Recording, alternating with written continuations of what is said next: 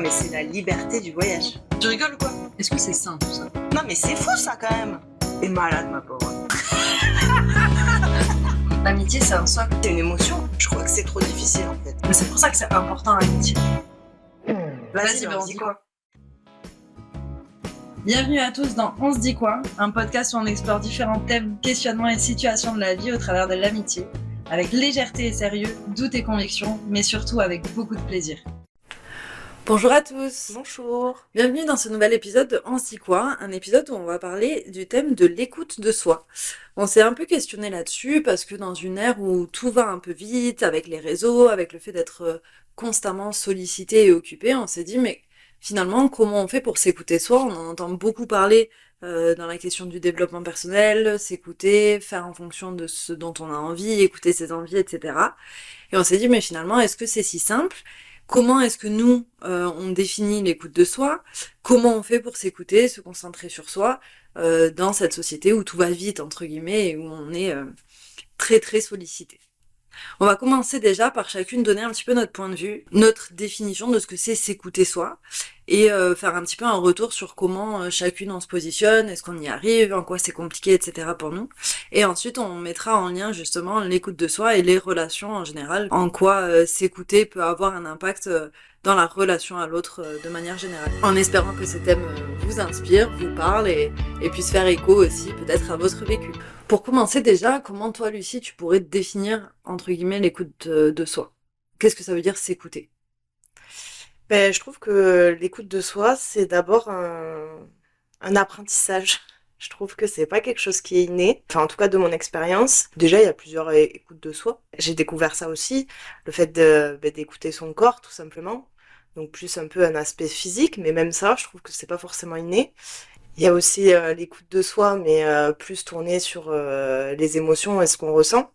Enfin, je trouve que c'est vraiment un apprentissage sur soi-même. Enfin, en fait, voilà, je sais pas si c'est inné, enfin, s'il y a des gens pour qui c'est inné de savoir s'écouter, ou si on passe tous par cette phase de, en fait, ça veut dire quoi, s'écouter, jusqu'à quel point, est-ce que là, c'est vraiment s'écouter, enfin, je sais pas.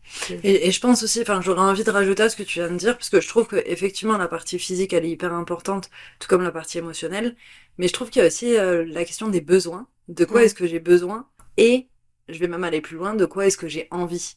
Ouais. Je trouve que la question des envies, elle est pas si évidente que ça. Ouais.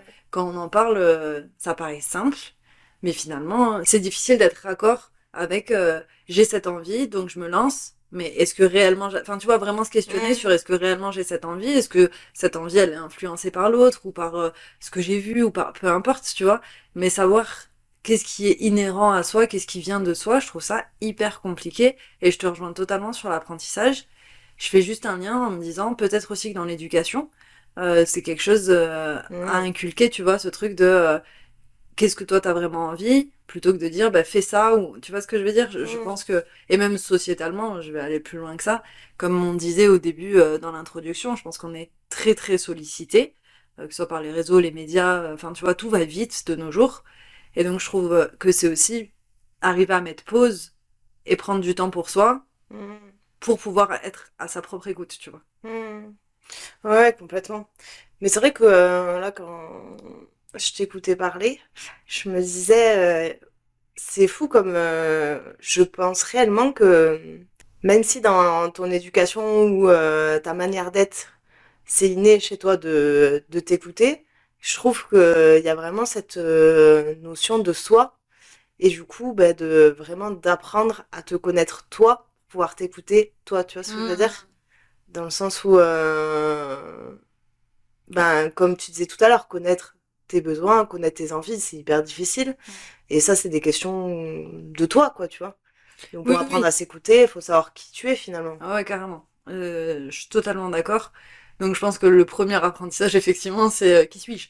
Oui, c'est ça. Avant d'en Qui arriver suis-je? à je vais m'écouter. Mais est-ce que finalement le fait de s'écouter soi, ça permet pas aussi d'apprendre à se connaître? Tu vois ce que je veux dire? Parce que je pense qu'il y a des trucs sans savoir vraiment qui tu es, entre guillemets. Bah, tu vois, des ressentis, des feelings. Parfois, tu peux avoir un feeling que t'arrives pas à expliquer, Mhm. euh, mais qui va avoir un impact sur ce que t'as envie de faire ou tu vois, sur quelqu'un que t'as envie de rentrer en relation ou pas, sans l'expliquer. tu l'as, tu vois. Et je pense que Mm. arriver à s'écouter cet instinct-là, Mhm. c'est pas aussi évident que ça parce que c'est pas la raison là, qui parle, c'est vraiment le corps. Donc finalement, même sans se Mhm. connaître, je pense que tu peux avoir ce truc d'essayer de t'écouter. Mais je pense que on a aussi pris l'habitude de faire taire un peu cette partie-là, tu vois. Parce qu'on est très dans la raison, parce qu'on est très dans, tu vois, Ouais. l'intellectualisation. Et tu vois, faire taire ce truc de là, je le sens pas, j'ai pas d'explication, mais Mhm. juste je le sens pas, tu vois, ou je le Mm. sens bien, enfin peu importe, tu vois. Mm. Ouais, complètement. Et je pense que effectivement, ça aussi, c'est un apprentissage d'arriver à s'ouvrir, à s'aligner avec soi-même, tu vois. Mm. Toi, dans le concret, parce que là, tu parles d'apprentissage et tu parles de ton expérience, Mhm. c'est ce que tu disais. Concrètement, est-ce que déjà, t'as l'impression de t'écouter? Est-ce que t'as l'impression que ça a toujours été le cas? Ça a été quoi ton chemin pour, tu vois, évoluer à ce niveau-là? Mm. Moi, je pense que je suis partie de très loin sur l'écoute de soi, parce que je pense que j'ai toujours centralisé l'autre. Et donc, moi, mes émotions, ce que je peux ressentir dans mon corps et tout, je pense que je me suis jamais trop posé la question. Et je pense que c'est avec la découverte de ma maladie, je pense que pour le coup, ça m'a tellement apporté par rapport à justement s'écouter soi. Premièrement, écouter son corps. Ça, c'est quelque chose que je faisais jamais. Et je pense que j'avais vraiment l'impression que j'écoutais mon corps, quoi. Mais en fait, je me suis rendu compte que pas du tout. Et effectivement, apprendre à déceler ce que ton corps a besoin, euh, je trouve que c'est un apprentissage aussi, Mhm. quoi. est ce que ton corps te dit, et effectivement, là, ta maladie, ça t'a mis devant le fait accompli de t'as pas le choix que de t'écouter, là, en fait. Mm. C'est ça. Mm. Et du coup, de par la maladie, ça m'a amené du coup en thérapie. Et ça m'a tellement aidé aussi. Enfin, franchement, dès le début, notamment par rapport à l'écoute de son corps. Enfin, je me souviens que presque un des premiers trucs auxquels on a parlé, c'était justement l'écoute de son corps. Et je lui disais, mais c'est terrible pour la notion de faim. Je me souviens que j'arrivais pas trop à savoir ce que c'était réellement la faim et que du coup on avait travaillé un peu sur ça, sur en fait ton estomac qui est tout vide avec la sensation un peu trop vide machin, ça peut être la faim. Et je pense que le fait d'être travaillé là-dessus, ça m'a fait conscientiser que mon corps en tout cas peut m'envoyer des signaux et il suffit juste de savoir les décrypter et y répondre quoi. Mm. Effectivement, et je vais rajouter, parce que je trouve que t'as vachement évolué là-dessus, et je trouve que parfois t'es hyper... Enfin, moi j'ai un exemple en tête, au moment où t'as tes règles, tu arrives à décrire exactement ce que tu ressens à l'intérieur, tu vois, à quel niveau tu le ressens, la Mm. douleur, où elle se situe exactement, etc. Et je trouve vraiment pas ça évident. Et moi, c'est là-dessus où je me suis dit, ah ouais, t'arrives quand même à déceler, enfin, tu vois, vraiment, et même verbaliser réellement ce qui se passe à l'intérieur de ton Mm. corps. Mm. Ah ouais, non, c'est clair, c'est pour ça que je trouve que ça m'a vachement appris. Et effectivement, comme tu dis, tous les petits mots physiques que je peux avoir, maintenant, j'arrive plus ou moins à les identifier et à en prendre conscience, quoi. C'est clair. Et du coup, pour reprendre, ouais, avec la thérapie aussi, ce qui m'a fait aussi beaucoup de bien, c'est justement tout le travail que j'ai pu faire autour de la gestion des émotions. Parce que pareil, ça, pour moi, et puis c'est fou, parce que j'ai vécu ma vie sans savoir que je savais pas, tu vois. Mm. Enfin, c'est ça que je trouve fou, que, tu sais, tu vis toutes ces années en pensant, enfin pas en pensant que tout va bien parce que tout allait bien, mais tu vois, tu sens te dire, ah ben ça c'était de la colère, ou ça c'était de la joie, ou ça c'était de la tristesse, enfin tu vois. Et de réaliser qu'en fait, ouais, j'avais du mal à gérer mes émotions. Enfin pas à les gérer, si, à les gérer. Ce que j'allais dire, parce que là, il y a deux choses dont tu parles. Il y a la gestion, mais il y a l'identification Mm, aussi. Enfin, j'ai l'impression que tu parlais d'identification ouais. plutôt. Ouais. Ouais, c'est effectivement c'est identifié, mais je pense que ça aussi ça fait un peu partie de mon éducation ou en tout cas la manière dont j'ai grandi.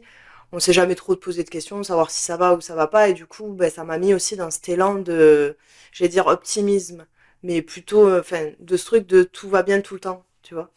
Exactement ce que j'allais dire. Je fais juste un parallèle avec quand je t'ai connue, t'étais tout le temps heureuse. En tout cas, Mm, tu paraissais tout le temps heureuse. Je me souviens que ma mère, c'est quelque chose qu'elle me disait de toi, genre, mais Lucie, c'est fou, elle est tout le temps heureuse, elle est tout le temps contente, elle sourit tout le temps. Et avec le recul, quand tu me racontes comment t'as vécu tes années lycée, par exemple, en fait, c'était pas si bien que ça, tu vois. mm, Et donc, je pense que il y avait le truc un peu du masque de je cache mes émotions. mais qui te permettait pas du coup toi-même. Enfin, je pense que le Mmh. masque, tu te le mettais à toi-même, quoi. Ah oui, complètement. Ouais, je pense que c'était vraiment la manière de faire. Et justement, je me souviens quand toi, je t'avais rencontré, je trouvais ça fou à quel point tu verbalisais tes émotions. T'étais en mode non, mais là, je suis triste. Et genre, tu sais, ça va pas et pas envie de faire semblant. Et puis, ce qui est totalement normal quand t'es triste, t'as pas envie, t'es avec tes potes, bah, tu sais, t'as pas envie de te forcer à être bien ou t'as pas envie de. Ou même, tu vois, un truc qui t'agace, bah, tu sais, tu le dis, bah oui, tu vois. Et je me souviens que ça m'avait vachement. Enfin, en tout cas, au début, ça m'avait vachement étonné, quoi. Et du coup, maintenant, avec la thérapie, tu disais, t'as l'impression de plus... Donc, on a parlé d'identification et de gestion des émotions. Et j'ai l'impression que les deux étaient un sujet pour toi. Mais du coup, en quoi ça t'a aidé à ce niveau-là et en quoi t'as l'impression d'avoir évolué sur ce point-là, tu vois, sur l'identification Mmh. Bah, en fait, vraiment la réalisation que mais encore une fois, je trouve ça tellement bête à dire, mais la réalisation en fait, il existe tout un tas d'émotions et tu peux vivre tout un tas d'émotions, c'est pas un état figé, tu vois. C'est pas genre t'es heureuse, t'es triste, tu vois, tu peux être triste, heureuse, enfin tu vois, c'est un peu savoir qu'il existe ces émotions-là, les reconnaître quand je les ressens. Et après, je pense que c'est un travail encore hein, de tous les jours au niveau de la gestion des émotions, que ça soit sur la tristesse, mais aussi sur la colère, etc. Ben, savoir bien identifier et la gérer comme... Enfin, pourquoi je parle de la colère, c'est parce que souvent, je pense que il y a encore ce truc de, tu sais, tout garder, et d'un coup, c'est colère. Hmm. Ben, en fait, non, il y avait un petit peu de colère là, il y avait un petit peu de colère là, il y avait un petit peu de colère là. Et du coup, ça, c'est toujours un petit apprentissage de, tu sais, genre, en vrai, c'est colère un peu, mais au moins, ça fera pas une grosse colère dans Mais, 6 mois. mais du coup, est-ce que c'est parce que t'arrives pas à identifier toutes les petites colères et d'un coup t'as une grosse colère qui débarque?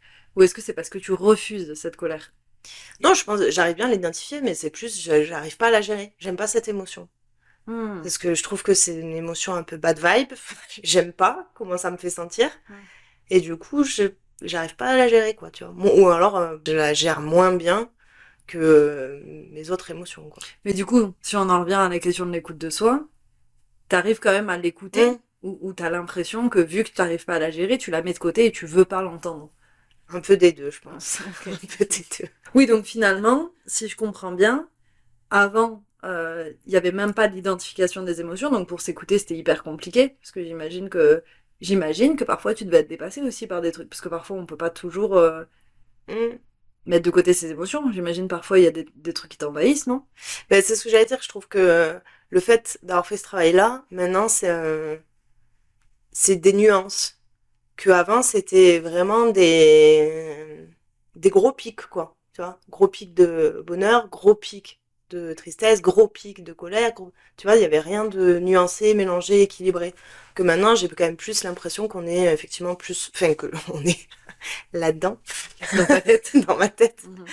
On est plus, voilà, on est plus serein sur les appuis, on est bien, quoi. Vous vous entendez tous bien, Ouais, vous on arrivez à arrive, on est identifier. là. Ok. Et donc là, t'as parlé de ton corps, que t'arrives beaucoup plus à écouter ton Mhm, corps, que t'arrives beaucoup plus à écouter tes émotions. mhm. Et le lien principal, c'est la thérapie, Oui. c'est Ah oui, ça? oui, complètement. Tu penses que c'est un travail qu'on peut faire sans thérapie? Franchement, ça dépend, mais enfin, je trouve que moi, d'avoir réalisé que tu pouvais en fait avoir plusieurs émotions en même temps, moi, j'ai grave eu besoin de la thérapie parce que, Donc c'est vraiment cette réalisation qui a fait que t'arrives à t'écouter. ouais, je crois. Hein. Je C'est pense que c'est ok. l'acceptation. Ok. C'est ok d'avoir Voilà, ces c'est émotions. se dire en fait, c'est ok d'avoir ces émotions et surtout presque ce truc de dédramatisation. Genre, c'est pas grave. Enfin, tu sais, tu peux être triste pendant 15 minutes et après, tu regardes une vidéo marrante et puis ça va mieux. Enfin, tu vois. Hmm. C'est pas la fin du monde où, enfin, tu vois, il y avait pas ce truc de gros pic, quoi. Et je pense que ça, la thérapie, ça me l'a grave aidé, en tout cas, à accepter tout ça, quoi. Et du coup, t'as l'impression d'être plus aligné avec toi-même? Oui, je pense. Je pense, après, comme je l'ai dit plusieurs fois maintenant, je trouve que c'est un apprentissage Hmm. et du coup, comme on disait au début, je pense que c'est aussi un apprentissage de soi-même, de se connaître soi-même, s'accepter soi-même aussi. Et effectivement, je trouve qu'il y a encore une évolution à faire. Et d'ailleurs, je pense que c'est effectivement l'expérience, donc le fait de vieillir. Je pense qu'il y a ça aussi. On n'est plus dans cette effervescence un peu constante. Et il y a plus maintenant des moments où bah, on a envie un peu de se poser, d'être tranquille. Et du coup, je pense que avec l'âge, t'apprends à t'écouter et te dire, bah en fait, c'est pas grave si je sors pas, ou c'est pas grave si il y a 3 personnes qui parlent dehors, bah si j'y vais pas parce qu'en fait je suis bien dans mon lit, c'est pas grave, enfin tu vois. Moi j'avais envie d'être sur mon lit en train de lire, colorier, enfin peu importe. Et genre tu peux t'écouter et de se sortir un peu de ce sentiment un peu coupable de pas faire, trop faire. Et je sais pas si on est encore dans l'écoute de soi là. Ah, moi, je pense qu'on est dans l'écoute de soi. Et je pense que c'est une écoute hyper difficile parce que quand tu parles de culpabilité, moi, j'ai pas l'impression que c'est de la culpabilité par rapport à l'autre, c'est un peu de la culpabilité par rapport à soi. Tu vois, Mm. genre, en fait, j'ai envie de rester dans mon lit, mais je culpabilise parce que j'ai peur de rater un truc. Et du coup, finalement, cette culpabilité, je pense que c'est une lutte entre ce que j'ai envie de faire, et j'entends ce que j'ai envie de faire, et ma crainte, mon appréhension de ce que je vais rater, de ce que je vais pas vivre, de ce que... Tu vois ce que je veux Mm. dire? Et je trouve qu'on est en plein dans l'écoute de soi, justement, parce que finalement, s'écouter, c'est se dire, je fais ce choix-là, enfin, en tout cas dans ce que tu me dis, tu vois, je fais ce choix-là de rester dans mon lit parce que je suis OK avec ça et que c'est ce que j'ai envie de faire, et je ne regretterai pas quoi qu'il se passe, tu vois, parce Mm. que à ce moment-là, c'est ça que j'avais envie de faire. Mm. Ouais, complètement. Mais du coup, je trouve que comme tu disais, je crois que tu disais ça au début, mais c'est vraiment l'écoute de tes envies. Genre, et puis écoute et accepter, tu vois, tes envies, Mm. qui est hyper compliqué finalement. Mm. Et puis j'en viens même au fait que c'est faire un choix aussi. Tu vois, Ouais. c'est Ah oui, choisir, ouais, complètement. et choisir se renoncer. Donc finalement, c'est aussi être assez aligné avec soi et être assez à l'écoute de ce que t'as vraiment envie de faire pour renoncer à d'autres trucs, tu vois. Mhm. Mais je trouve que juste cette question, parce que là, on donne un exemple facile où tu sais que t'as envie de rester dans ton lit, donc tu Mm. vois. Mais je trouve que ce qui est difficile, c'est de savoir ce dont t'as envie, tu Ouais, vois. clairement. Et comment on fait pour savoir ce dont on a envie? Donc, par les émotions, comme tu dis, tu vois, genre, forcément que si t'arrives à écouter tes émotions, tu vas voir ce que ça te procure. Bah, genre, on prend l'exemple du lit, tu vois, mais ça va, tu vas voir ce que ça te procure de rester dans ton lit. Et si tu te projettes sur sortir, bah, tu vas voir si ça te procure plus de bonheur ou pas. Enfin, tu vois, et Mm. c'est arrivé à s'écouter là-dessus. Mm. Mais je trouve franchement pas ça évident. Mm. Surtout quand t'as deux choix qui se valent à peu près, tu vois. Mm. Mais je pense qu'au fond de nous, on sait et qu'on fait taire un peu cette voix qui sait et qui te dit mais non c'est pas ça que t'as envie de faire tu vois Mm. mais on l'a fait taire parce que ça m'arrange pas parce que je vais prendre un exemple je sens que dans mon taf je me sens pas bien Mhm. mais je le sens au fond de moi et je veux pas vraiment me le dire parce que ne pas se sentir bien ça veut dire devoir mettre quelque chose en place aller chercher ailleurs avoir un changement enfin tu vois c'est tout ce que ça implique et c'est en ça que je pense que parfois on fait taire cette petite voix parce qu'en fait, l'écouter fait peur. Là, je prends l'exemple d'un taf où tu te sens pas bien, mais je pense qu'il y a mille situations. Une relation de couple, tu vois, où t'as des doutes. Finalement, est-ce que t'écoutes ta petite voix qui te dit, bah, est-ce que tu devrais faire, enfin, tu vois, bah, peut-être te séparer ou, enfin, voilà. Mm. Ou tu la fais taire en te disant, mais non, j'aime cette personne, mais non, finalement, ça peut aller, on peut s'en sortir, tu vois ce que je veux dire? Mm. Et, Complètement. et c'est en ça que je trouve ça hyper compliqué, parce qu'on a toujours peur de regretter, en fait, je pense. Mm.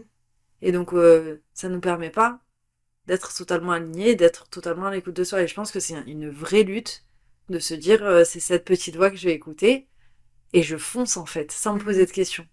Ouais, vraiment accepter cette petite voix, quoi. Mm. Et du coup, toi, Camélia, t'as l'impression de savoir t'écouter? Bah, je suis pas sûre. Je suis pas sûre, oui et non, parce que pour te rejoindre, je pense que pour le coup, j'arrive à identifier mes émotions, tu vois.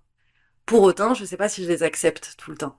Mm. Dans le sens où, tu vois, je vais reprendre ton exemple de la colère.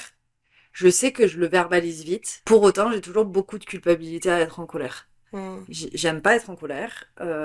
Je sais que pendant... Alors, je vais te rejoindre sur le truc un peu de la maturité. Je sais que pendant longtemps, j'ai pas été trop en colère dans ma vie, tu vois. Il y a vraiment deux, trois situations dont tu as été témoin et actrice. Des situations où on s'est retrouvé face à des personnes racistes et où ben, on ne répondait plus de rien. Ouais. Ça mis à part, j'ai quand même l'impression que globalement, je me mettais pas trop en colère.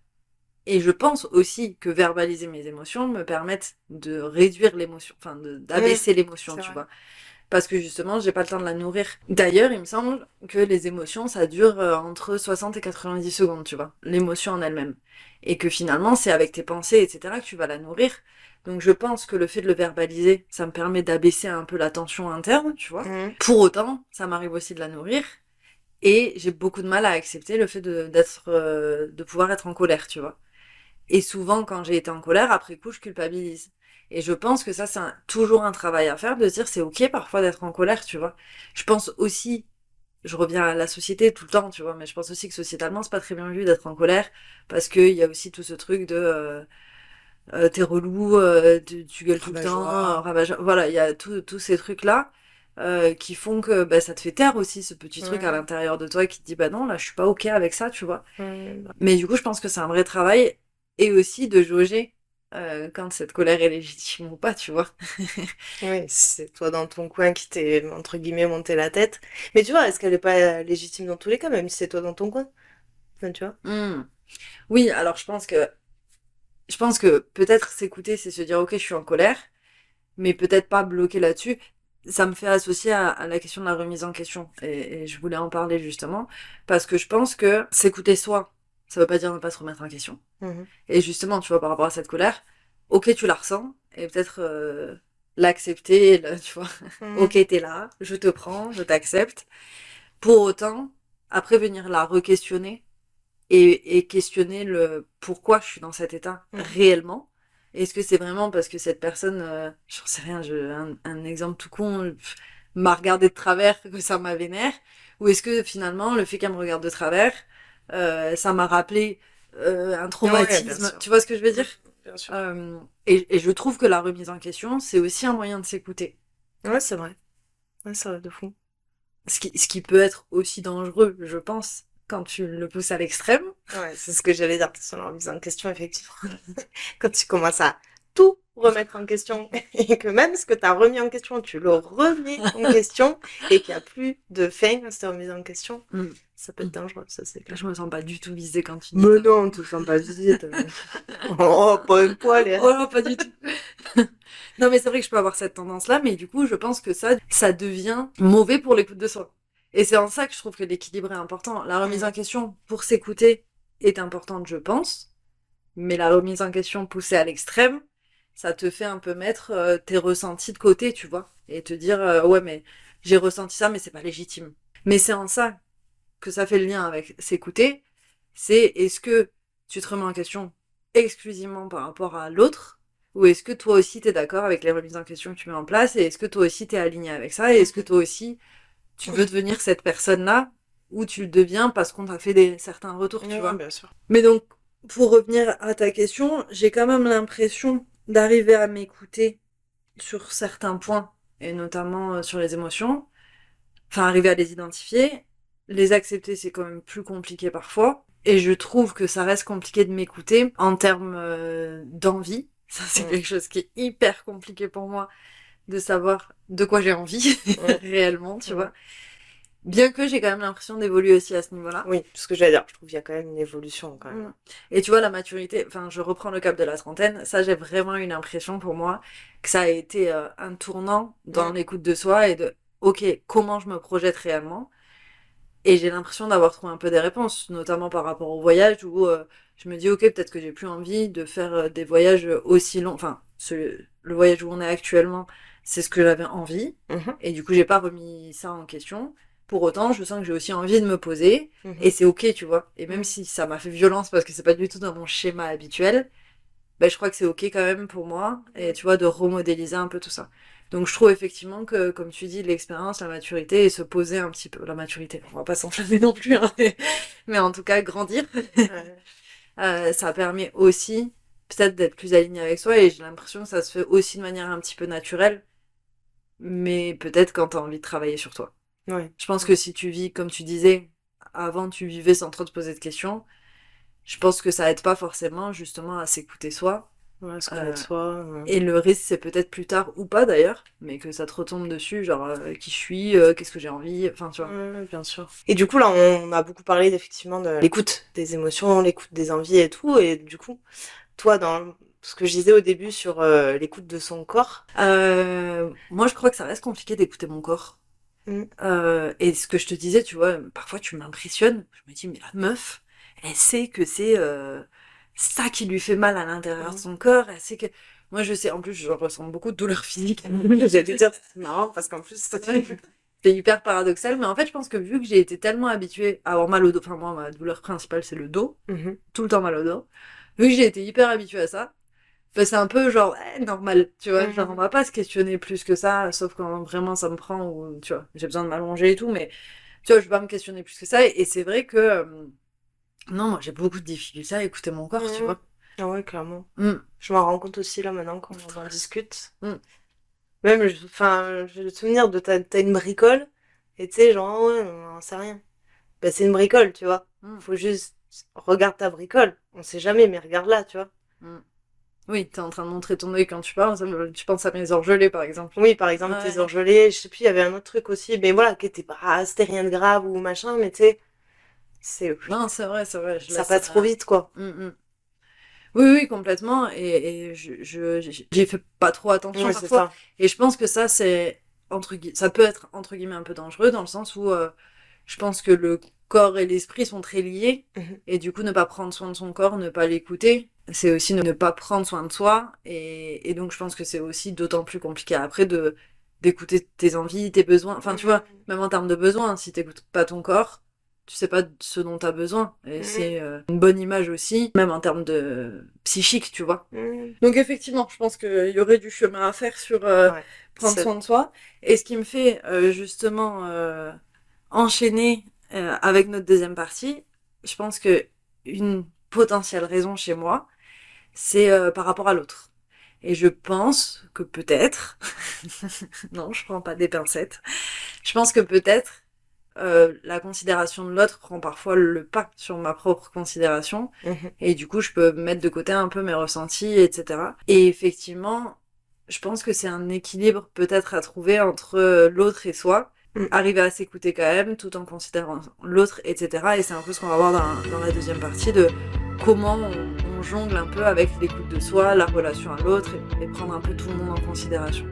Pour débuter cette deuxième partie, je vais faire le lien avec ce que tu disais tout à l'heure, que tu avais du mal à t'écouter Mhm. avant parce que tu pensais plus à l'autre. Donc, maintenant que tu arrives mieux à t'écouter, est-ce que ça veut dire que tu penses moins à l'autre? Non, je pense pas. Même si, enfin, genre, l'autre a toujours une grande place et c'est toujours un effort de tous les jours. Mais maintenant, j'arrive quand même plus à penser, entre guillemets, j'allais dire penser pour moi. Parce que finalement, je trouve que c'est un équilibre parmi tout ça, tu vois. C'est pas trop s'écouter de soi, c'est pas trop écouter l'autre, mais c'est trouver un équilibre qui fonctionne en tout cas. Et encore une fois, je trouve que c'est l'expérience aussi qui te permet de te rendre compte des extrêmes de l'un ou de l'autre. Enfin là, quand j'y repense, bah, par exemple sur mon ancienne relation amoureuse, ben là, clairement, l'autre avait toute sa place et moi j'avais zéro place. C'est-à-dire que je sais même pas, enfin, je connaissais pas mes envies, mes besoins, etc. Enfin, tout avait la dernière place, quoi. Hmm. Je m'écoutais pas du tout. Et l'envie de l'autre était mon envie, son besoin était mon besoin, son émotion était mon émotion, et puis il y avait pas de moi, quoi, tu vois. Et donc là, c'est purement dysfonctionnel parce qu'après, tu te retrouves dans un truc où t'es une personne, tu ne sais pas qui trop. Enfin, tu vois, tu Hmm. peux pas, tu peux pas fonctionner comme ça, quoi. Et puis quand l'autre n'est plus là, tu sais plus quitter en Et fait. voilà, et quand Hmm. l'autre disparaît, bah, tu te retrouves un peu bête, quoi. Et quand tu parlais là, je me disais, il y a presque un côté sécurisant dans ce que tu dis, puisque t'as pas à te poser de questions en fait. Bon, l'autre il veut ça, Complètement. ouais, je vais aller faire ça.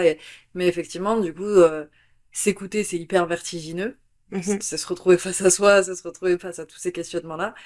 Et en même temps, ben, comme on disait, le risque, quand il n'y a plus l'autre, c'est de se retrouver vide, en fait. Et donc, Complètement. finalement, s'écouter soi, c'est aussi se nourrir soi-même, j'ai l'impression, tu vois, se donner une consistance, se nourrir et pouvoir être droit avec soi-même et peut-être moins se laisser influencer par l'autre, parce que je sais où je veux aller et je sais où je veux pas aller, surtout, tu vois. Mm. Ouais, complètement. Mais je pense que ça, c'était une vraie réalisation de ce côté, comme tu disais là, sur, enfin, le fait d'être complètement influencé par l'autre. Ben en fait non. Enfin, tu vois, t'as le droit de d'être pas d'accord, t'as le droit de d'être content, t'as le droit. Enfin, tu vois, tout ça, t'as le droit. Et il faut juste arriver à l'accepter. Et comme ça, tu es là, tu vois. Et ça, t'arrives aujourd'hui à ne pas être d'accord. Non.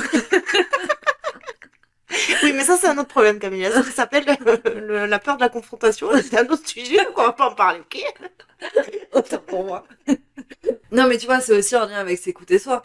Parce que ne pas être d'accord avec l'autre et le dire, c'est aussi affirmer qui Mhm, tu es, affirmer tes besoins, tes envies, etc. mhm, Mais on va pas aller là-dessus, j'ai bien compris. Mais en tout cas, ça me fait associer avec, pour moi, un élément important et un questionnement que j'ai souvent eu, justement, par rapport à s'écouter soi. C'est jusqu'à quel point tu t'écoutes. Tu sais, on parle du développement personnel, il faut s'écouter soi, bref, tout ce qu'on vient de dire. Mais finalement, jusqu'à quel point et jusqu'à quel point par rapport à l'autre. Écouter que l'autre, ça va pas être bon pour toi. Et écouter que soi, je pense que ça peut mener aussi à de l'égoïsme, tu vois. mhm. Ah, mais complètement. Et moi, je trouve que cet équilibre, il est hyper dur à trouver. Je vais prendre un exemple tout con, un pote qui t'appelle parce qu'il est en galère, un pote un peu lointain, tu vois, c'est pas le sang, mais c'est un pote Mhm, un peu lointain. Il t'appelle parce qu'il est en galère, et toi, t'avais prévu de te faire une soirée posée chez toi, ou je sais pas, peu importe, tu vois. Je trouve que s'écouter soi, ça voudrait dire, bah non, en fait, là, je sais que moi, en ce moment, j'ai besoin de me poser devant ma télé, toute seule, pour réfléchir, tu vois, devant un livre, bouquiner, me renfermer sur moi, etc. Je sais que j'ai besoin de ça, donc je vais m'écouter. Pour autant, bah moi, j'ai quand même ce part de me dire, bah c'est salaud quand même pour ton mhm. pote qui est à la rue, C'est et clair. tu vois ce que je veux dire? Ouais, complètement. Euh, et c'est en ça que je trouve que l'équilibre est difficile à trouver parce que, Mhm, ouais, peut-être que ça va me faire chier que la personne elle vienne chez moi. J'ai pas envie de parler ce soir. Il va arriver, il va me raconter toute sa vie et tout. Peut-être j'ai pas envie, tu vois. mhm, Pour autant, moi je trouve ça hyper compliqué de me dire à ce moment-là, ouais, je vais m'écouter moi, en vrai flemme. Ben mhm, non, enfin pour moi c'est pas imaginable, tu vois. Et c'est pour ça que je dis, pour moi, le risque c'est de pousser à l'égoïsme parce que parfois je pense qu'on fait des choses qu'on n'a pas forcément envie de faire, mais on les fait pour l'autre, tu vois. mhm. Donc c'est en ça que je trouve que jusqu'à quel point je m'écoute, c'est important de se poser la question. Déjà, arriver à s'écouter, c'est compliqué, mais ne pas pousser le truc à l'extrême. Et d'ailleurs, une fois, on avait eu cette conversation, toi et moi, quand tu commençais tout juste à découvrir ce truc de t'écouter un peu.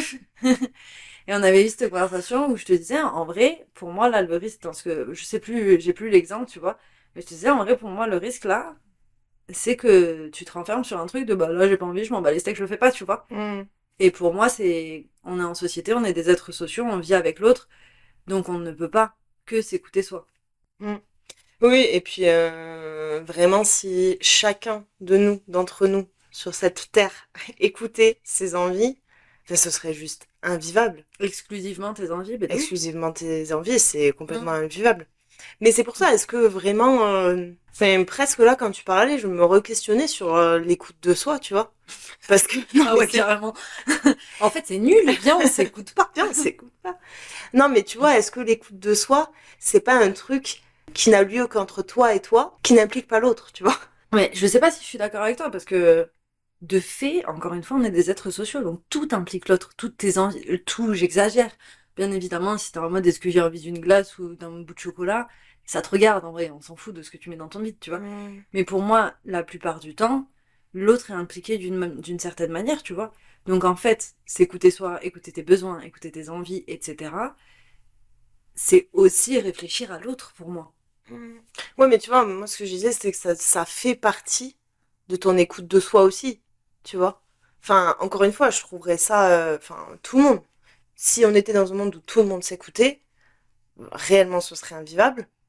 Et donc, qu'est-ce qui rend le truc vivable? C'est que on écoute l'autre, tu vois. Mhm. Et donc, du coup, pour moi, ça devrait, enfin, ça fait partie du paramètre de s'écouter soi, tu vois. Parce que t'es obligé de prendre en compte l'autre, comme tu dis. Mais non, t'es pas obligé. Mais si. Mais... Ah, d'accord. Non, mais pour moi, non, t'es pas obligé. Parce que tu peux partir du principe. On va prendre l'exemple, on en parlait la dernière fois. T'as des voisins, Mm. voilà, qui font du bordel tout le temps, etc. S'ils s'écoutent que eux, ils ont envie de faire la fête tous les soirs, ils vont faire la fête tous les soirs. Donc ça, c'est s'écouter soi. S'ils prennent en compte le fait qu'il y a des voisins, ils vont pas écouter leur envie qui est de faire la fête tous les soirs, ils vont se dire putain, ce soir je peux pas parce que ça va faire chier mes voisins, tu vois. Donc en fait, tu t'écoutes pas ton envie. Ben, enfin, encore une fois, à partir du moment où, si t'es tout seul, tu vis dans un champ en plein milieu de nulle part, et que ton envie c'est de faire la fête tous les soirs, Bien sûr. ton envie, ok, fais Oui. la fête tous les soirs. Oui. Mais là, c'est autre chose quand il y a l'autre à prendre en considération. Tu peux pas te permettre d'écouter tes envies en te disant c'est mes propres envies, enfin, c'est bien. Il faut que je m'écoute moi et mes envies. Non, c'est pas possible parce qu'il y a les Ah mais voilà, autres. mais on est d'accord. Oui. Mais pour moi, t'étais en train de dire, dans l'écoute de soi, il y a l'autre. Oui. Mais pour moi, c'est deux choses différentes. Dans le sens où, pour moi, je pense qu'on ne peut pas toujours s'écouter soi. Mhm. Pour autant, si on parle que de l'écoute de soi, l'autre, il rentre pas réellement en compte. Tu vois ce que je veux dire? Tu vas t'écouter toi, tes envies. Qu'est-ce que moi j'ai envie à ce moment-là? Parce que je trouve justement que le fait de faire rentrer l'autre dans la situation, ça biaise tout ce qu'on vient de dire sur l'écoute de soi. Mm. Parce que pour moi, ce qui est important dans l'écoute de soi, c'est de se dire, moi, sans influence extérieure, de quoi j'ai envie, de quoi j'ai besoin, qu'est-ce que mon émotion me dit, qu'est-ce que mon corps me dit. Moi, sans l'autre. Ça, pour moi, c'est l'écoute de soi. Et après, pour moi, c'est trouver l'équilibre entre je m'écoute et il y a l'autre. Mais c'est pas dans mon écoute, il y a l'autre. Tu vois ce que je veux dire? Mm. Parce que moi, je suis d'accord avec toi qu'on ne peut pas ne pas considérer l'autre. Mais ça, c'est selon notre prisme. Et pour moi, ça rentre pas dans la question de l'écoute de soi. Mm. Tu vois, ça rentre dans la question de tes valeurs, ça rentre dans la question de, je sais pas, ton altruisme, ça rentre dans tu vois ce que je veux dire? Mhm. Ou de la considération que t'as pour l'autre. Mais si on parle que du concept d'écoute de soi comme on l'a défini, pour moi, l'autre ne rentre pas en compte. Et c'est en ça que je trouve que ça peut être dangereux, à un certain moment, de ne s'écouter que soi. Tu vois? De rentrer dans ce schéma de, et c'est ça qui me fait un peu peur dans les techniques de développement personnel, où on est vraiment recentré sur soi. Ouais, Et, bien sûr. et je trouve que le risque, c'est justement l'égoïsme. Un exemple tout con. T'as prévu d'aller boire un verre, faire un truc avec un pote, une pote, peu importe, ton mec, qui que ce soit. Et puis finalement, à l'heure du rendez-vous, bah, t'as plus envie. En vrai, premier réflexe, c'est de dire, bah, écoute-toi. En vrai, t'as plus envie, tu vas pas aller te forcer à le faire. Et ça fait sens. Sauf que pour moi, il y a aussi l'autre à prendre en compte. Peut-être que la personne, ça fait une semaine qu'elle attend ce rendez-vous. Peut-être qu'elle a besoin de te voir. Peut-être, tu vois ce que je veux dire? Mm. Et je trouve que dans cet exemple, les deux points de vue se valent. Mm. Le Ouais, point de vue complètement. de moi, je vais pas me forcer à aller faire un truc alors que je serai pas totalement là. Et en même temps, bah, pas très sympa pour l'autre personne et tu vois, tu sais pas l'impact que ça va avoir sur l'autre, tu vois. Ouais, bien Et sûr. comment l'autre va le vivre. Et je trouve que c'est cet équilibre-là qui est hyper difficile à trouver. Et ce qui me fait aussi mettre en lien avec, tu sais, quand on parlait d'amitié et de s'ajuster aux relations, Ouais, etc. bien sûr. Je trouve qu'il y a de ça aussi, tu vois. Arriver à t'écouter toi, tout en considérant l'autre, mais sans t'oublier toi. Enfin, tu vois, c'est vraiment ces allers-retours-là pour moi qui sont hyper importants. Mm. Et hyper compliqués. Bah ouais, c'est ce que j'allais dire. Je trouve ça hyper compliqué comme tâche de devoir s'écouter soi, mais garder en tête l'autre. Enfin, tu sais, pour moi, j'ai presque l'impression que c'est l'un ou l'autre, quoi, tu vois. Mmh. Mais encore une fois, tu vois, est-ce que dans ton exemple, ok, t'as pas envie de sortir ce soir, mais toi, dans ta vie, tu es quelqu'un sur qui on peut compter. T'as pas envie d'y aller, mais en même temps, qui tu es, donc tu t'écoutes toi, c'est quelqu'un sur qui ben, on avait rendez-vous à telle heure, tel jour. À la dernière minute, tu dis non. Ben c'est bizarre, parce que c'est pas toi. Tu laisses pas tomber les gens au dernier moment. Mmh. Et Oui, pourtant, donc sur tu le moment, seras t'as pas envie. Donc tu seras pas. Donc malgré tout, si t'annules, tu seras pas aligné avec toi-même. C'était ça Ben, que tu voulais oui, dire. voilà, c'est ça. Ok, je vois ce que tu veux dire. Et du coup, là, ça nous met en exergue pour moi qu'il y a plusieurs strates dans l'écoute de soi. Il y a Mm. l'écoute de son émotion du moment, mais il y a l'écoute de qui je suis plus profondément, il y a l'écoute de ses valeurs, tu vois ce que je veux dire? Ouais. Et donc ça complique encore plus la chose. Ouais, et en même temps, non, ça la simplifie aussi, tu vois. Parce que je pense des fois où on peut annuler au dernier moment, tu vois, sur un projet, tu vois. Un truc, on avait décidé ce week-end, on allait partir là, et au dernier moment, pouf, t'annules. Ben en fait, c'est comme on disait tout à l'heure, tu vois, le gros sentiment de culpabilité, mais c'est parce que, tu sais, ça te... Donc ton émotion est là, tu n'as pas envie, mais en même temps, t'es quelqu'un sur qui on peut compter et t'as envie d'être présent pour tes potes. Mais du coup, je pense que ta culpabilité vient plus du deuxième point que du premier point, tu vois. Oui, mais du coup, est-ce que cette culpabilité, elle vient pas du fait que t'as plus l'habitude de penser à l'autre qu'à toi? Tu vois ce que je veux Sûrement. dire? Parce que dans tes valeurs, t'es quelqu'un qui veut être là pour l'autre, qui veut, tu vois, penser à l'autre, etc. Donc t'as cette culpabilité, mais finalement, si t'étais quelqu'un qui arrivait à t'écouter toi, bah, peut-être que t'aurais pas cette culpabilité. Et c'est peut-être l'écoute de soi, travailler aussi sur cette culpabilité. Je suis pas en train de dire que c'est un modèle auquel je crois, mais je dis juste que je pense que dans le travail sur soi, c'est aussi arriver à s'écouter sans que la réaction de l'autre ou sans que l'autre vienne avoir un réel impact sur tes ressentis et sur ton alignement avec toi-même. Non, mais ça me perturbe toujours un peu. Mm. Parce que dans ma tête, je suis en mode, mais ça peut être...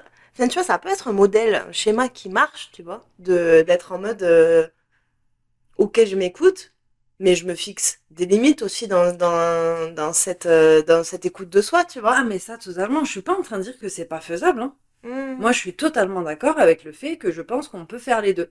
Je pense juste que le risque de tout ce truc un peu développement personnel, écoute de soi et tout, c'est de se perdre là-dedans. Et pour le coup, on a eu des exemples au cours de nos vies, on se dit, bah ouais, mais l'écoute de soi, c'est limite, tu vois, genre, tu peux pas faire ça, tu es obligé de considérer l'autre, enfin voilà. Et de l'autre côté, considérer exclusivement l'autre, pour moi, c'est pas ça non plus. Donc, effectivement, pour moi, c'est trouver cet équilibre. Et je crois que j'ai eu du mal à répondre à cette question.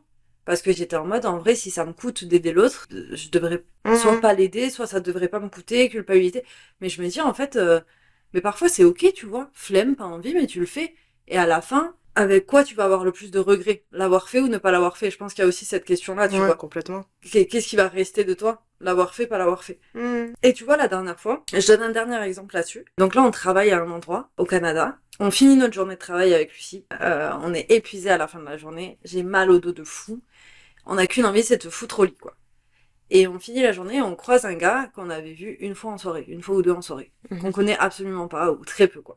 Et il nous dit, il me dit, est-ce qu'il y aurait moyen que tu m'amènes dans telle ville? Parce que sinon je dois attendre un bus ou un truc comme ça. Je me suis fait virer d'un bus, enfin bref. La ville est à une demi-heure, trois quarts d'heure de route, donc ce qui faisait une heure et demie aller-retour. Et en vrai, je n'avais pas envie du tout. Et j'avais mon sentiment de culpabilité qui venait prendre le dessus.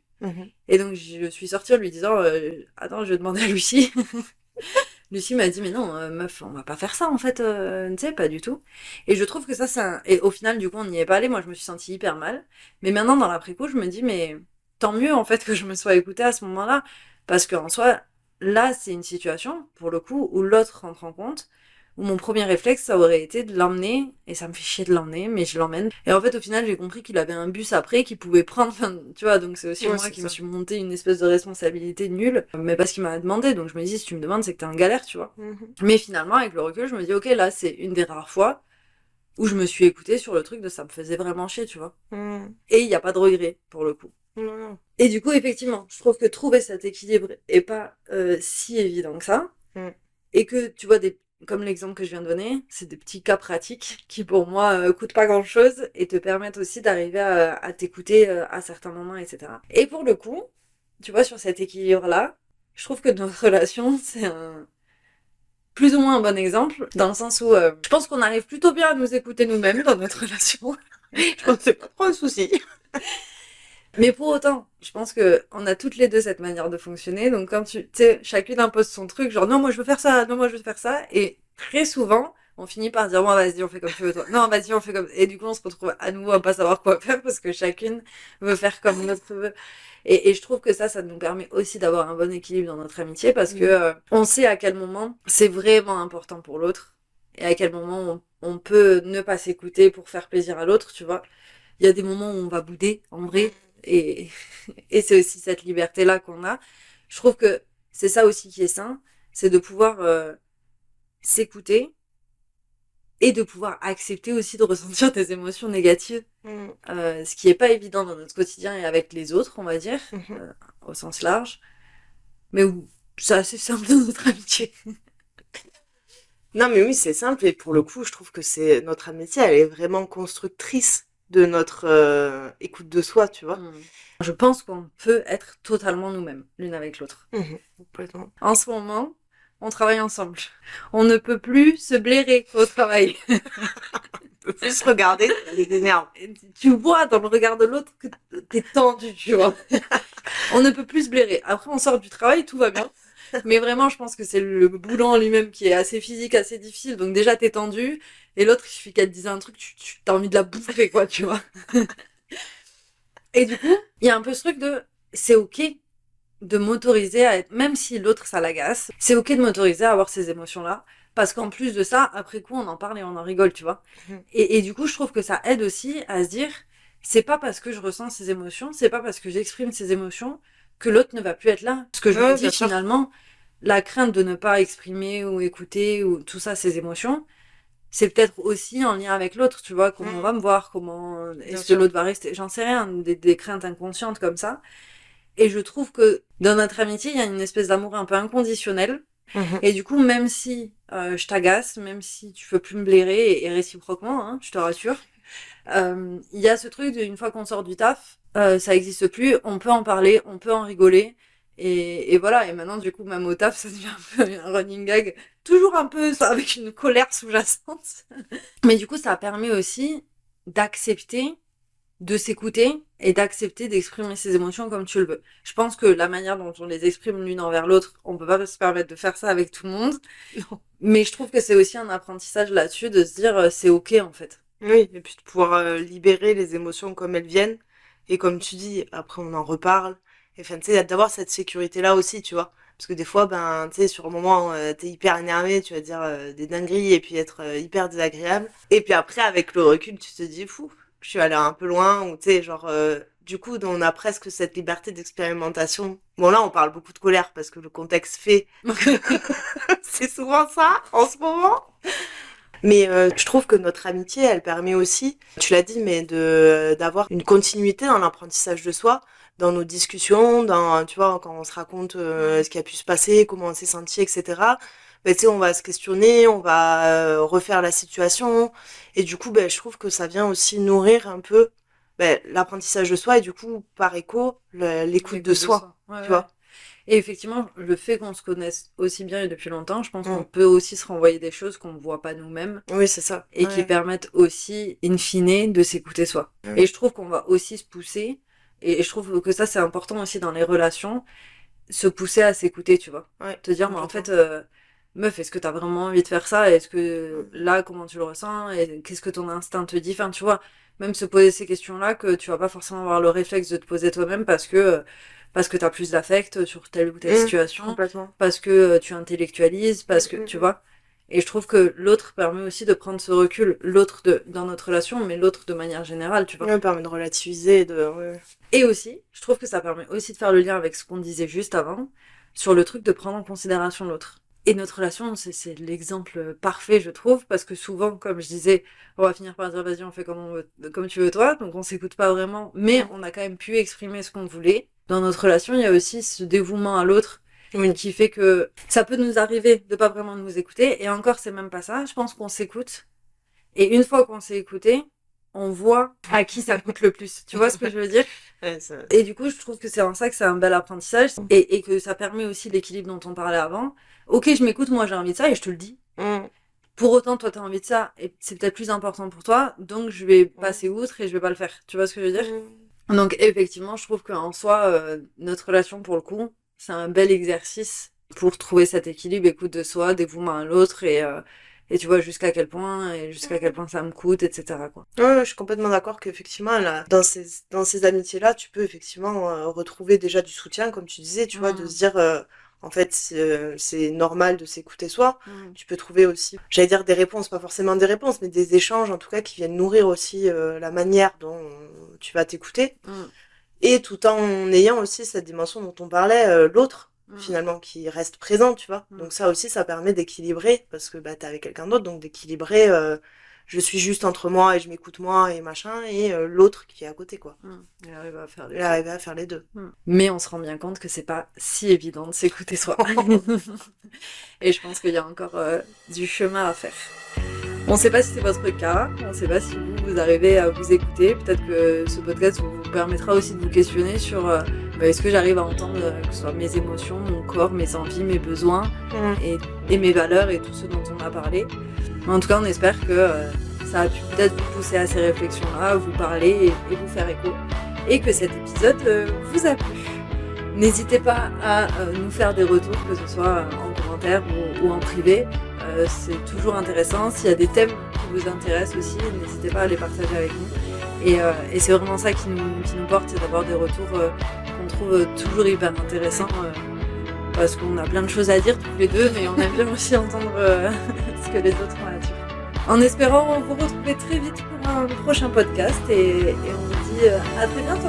À bientôt.